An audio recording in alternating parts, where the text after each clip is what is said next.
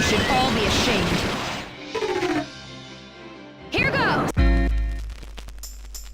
Valkyria Chronicles 2 is most definitely a game of many changes. The most significant and interesting of those changes are to the class system. The concept of an entire class overhaul is a good and arguably necessary idea. However, how these classes and the class system have been incorporated into Valkyria Chronicles 2 is far from flawless though, and requires a bit of examination. To simplify things, I'm going to be looking at the final rank classes and not spend too much time on the classes that precede them. Starting with the scout line, the mobility and damage at range that define the class in the original game has been separated into two different classes, that being the elite scout and the heavy scout. This is, in my opinion, one of the better ideas in this game, and nerfing the damage of mobile scouts and having a new unit dedicated to medium range offense is a good balancing idea. They could and should have made the divide between them more extreme, with even less mobility and longer range for the heavy scout, and more mobility and less health for the scout elite. Next, as you can see, is that the sniper has been incorporated into a branching upgrade path of the scout, with the justification, I guess, of that both units are equipped with rifles. The elites are equipped with auto snipers, which fire 3 simultaneous shots at reduced accuracy. The accuracy reduction isn't particularly significant, so these snipers are like insta-kill weapons from all ranges, even on tougher units, which is frankly a bit overpowered. The other sniper class is the anti-tank sniper, which is essentially a weaker, lower damage but long range lancer. They're better at taking out weaker armored targets or hitting precise weaknesses at range, rather than taking on heavily armored targets. I ultimately don't think that they're overpowered, and how you use them in game I think reflects how anti-tank rifles would have been used in World War II combat. That comparison is double accurate, since I think their viability is about as situational as they were in World War II. Onto the shock trooper tree. Flamethrowers have been taken away from regular shock troopers and given to a semi-new class called the Commando. The Commando has slightly better mobility and access to the flamethrower, but at the cost of poorer quality stats compared to shock trooper elites. Although the impact of this isn't as significant as the changes to the scout line, the division of these classes is still ultimately a good idea, as the shock trooper with the flamethrower combo in the original game really did feel too strong. Now we have one of the new classes, the Gunner, which is an offshoot of the shock trooper class. In the first game, it felt a bit odd to me that there was a lack of machine guns given the World War II setting, but now in Valkyria Chronicles 2 they have arrived.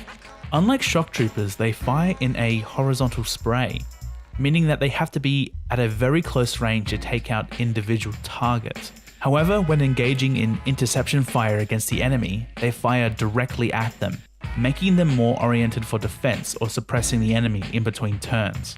When engaging in team attacks, they also fire directly ahead, making them an incredibly strong unit when paired with other members of the squad.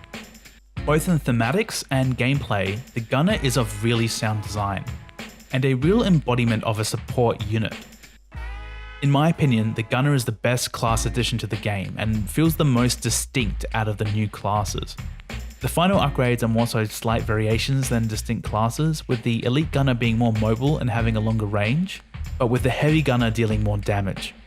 Honestly, both classes aren't particularly distinct from each other, and generally Elite Gunners are a far better choice. Onto Lancers. They've been divided between a mobile Lancer and an Elite Lancer. This is another appropriate choice, since different situations require either strong anti-armor or maneuvering to deliver maximum damage. Mortarers are now their own class, and they follow the same class division like Lancers.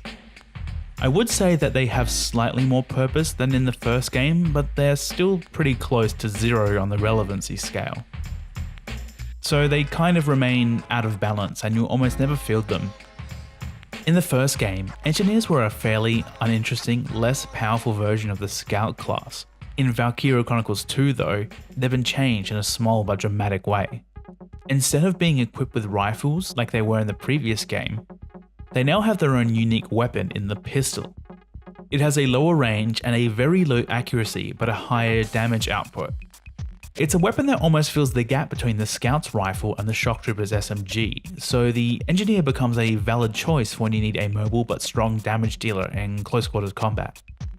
With expanded medical options, the Engineer becomes a much more useful unit than its original iteration.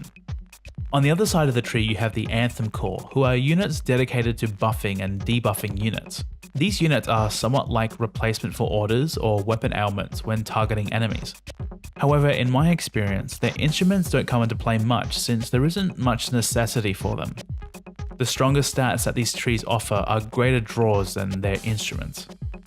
Finally, for the completely original melee class introduced in this game. I'm going to lump both upgraded versions of the armored tech together since they function in an extremely similar way. A unit with such high defense that it is essentially invincible, but with the trade-off that it might be the worst unit for taking out enemies. There are some times where they are useful, but they end up being among the most situational units in the game. It is the armored tech's cousin, the Fencer and the Mauler that are more interesting.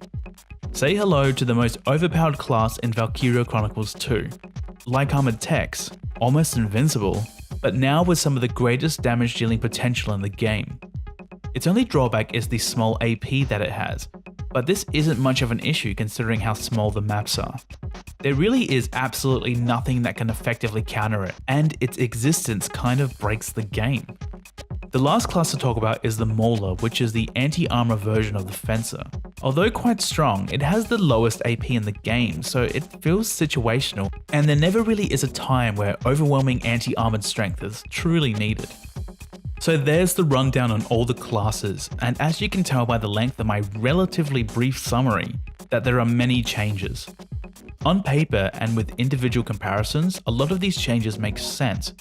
Altogether, when you zoom out and see the big picture, you see the potential issues they all present. This being that there is a lot of bleed over between the abilities that each class has, and that numerous classes can be good at the exact same thing. Now I say potential issue because whether or not it is an issue feels a bit subjective. One could view it as having a lot of choice in how specifically they want to handle engagements, and each person's specific playstyle would vary on those preferences. On the other hand, one could look at these classes as a dilution of abilities meant to pointlessly spread across multiple classes. I think both views have a point, but if you were to ask me, I would personally say I lean more towards believing in the latter. Separating the strengths into new classes is most definitely a good idea for the sake of balance and fleshing out the game, but spreading it across 20 classes arguably has a negative effect, and a well-balanced and specialized class system would be better at half that.